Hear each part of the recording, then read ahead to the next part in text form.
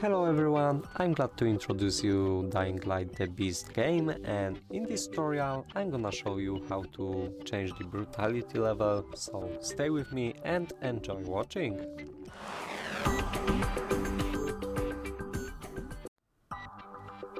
So at first, like always, we have to open the settings. To do it, press the O button on your keyboard or move over here to open the options. Now make sure that you are in the games options in the game tab and move to the almost bottom of these settings. In here you can see brutality level. As a default you will see here the full option, but you can change it to limited or minimal. It depends if you want to lower the amount of gore and body damage visible in the game.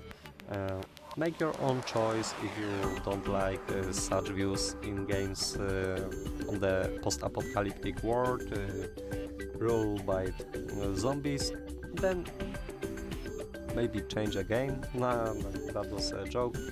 You can just limit or choose a minimal brutality level and you should be fine. That would be all for this video. Hope you like it. Leave a comment and subscribe to our YouTube channels. Goodbye.